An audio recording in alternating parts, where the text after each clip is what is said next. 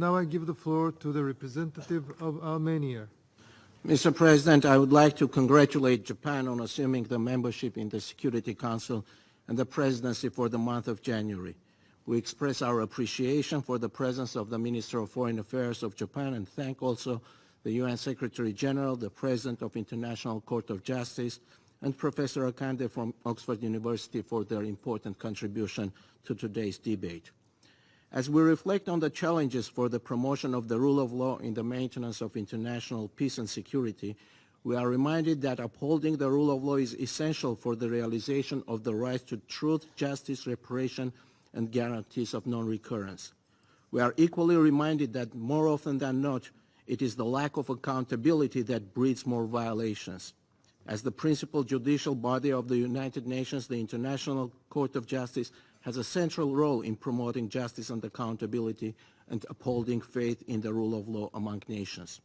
Strengthening adherence to the norms and principles of international law requires concerted efforts to ensure that grave violations do not go unpunished. Armenia is committed to efforts to effectively address and combat impunity, having recently launched the process of ratifying the Rome Statute of International Criminal Court. Likewise, Armenia supports elaboration and adoption of a universally accepted treaty on preventing and punishing crimes against humanity, and we welcome the recent progress achieved in regard in the Legal Committee of the General Assembly. Mr. President, time and again Armenia has alerted the international community on the instances of gross violations of international law in our part of the world. We have repeatedly brought it to the attention of the Council that Azerbaijan has been engaged in the illegal practice of acquisition of territories by force, having duly reported such acts of aggression under Article 51 of the UN Charter. We have consistently alerted the members of the Council that, emboldened by the results of the use of force in the past, Azerbaijan now seeks to normalize violence and aggression, to impose unilateral solutions, and to conduct the policy of ethnic cleansing in Nagorno-Karabakh.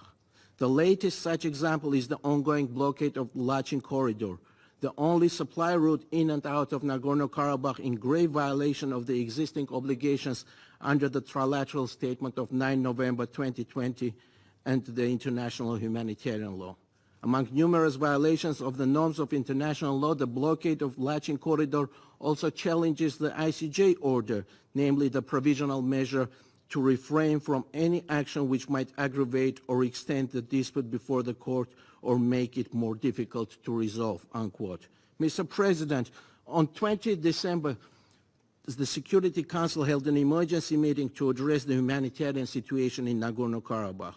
We appreciate the publicly expressed calls by the Council members to restore the free and secure movement along the Lachin Corridor and to respect the previously reached agreements and resolve the differences through peaceful means. Obviously, the inability to adopt a unanimously agreed outcome following the emergency meeting of the Council has prompted the serial violator of all norms of humanity and international law to brand it, and I quote from their official sources, a diplomatic success of Azerbaijan and a New Year gift from the President of Azerbaijan to his people, unquote. Isn't it an affront to the collective conscience of this body responsible for the maintenance of international peace and security? For more than 30 days now, the safe and unimpeded passage of people and goods continues to be denied. Children remain separated from their families. Electricity and internet are cut off, while food stamps are introduced to address the immediate needs of the besieged population of 120,000 people. Whatever the deceptions or misconceptions the leadership of Azerbaijan and their enablers may diligently fabricate, the fact of the matter is that there is only one side that is characterized by pervasive hate speech, with public figures and government officials frequently inciting ethnic hatred against Armenians, as reflected in the latest conclusions of the UN Committee on Elimination of Racial Discrimination. Only one side has been on record of rewarding a hate criminal and opening an ethnic hatred park with racist mannequins on display. Only one side fails to return prisoners of war in flagrant violation of Geneva Conventions and keeps harassing and kidnapping civilians. Only one side keeps violating ceasefire and invading the territory of the other, and there is only one side whose military commits, cheers, and celebrates horrendous war crimes as ever-mounting disturbing instances of atrocities, including against women, continue to surface in social networks. Mr. President, Armenia believes in the United Nations, in the purposes and principles enshrined in its charter. We believe in the basic principles of resolution of conflict derived from the international law.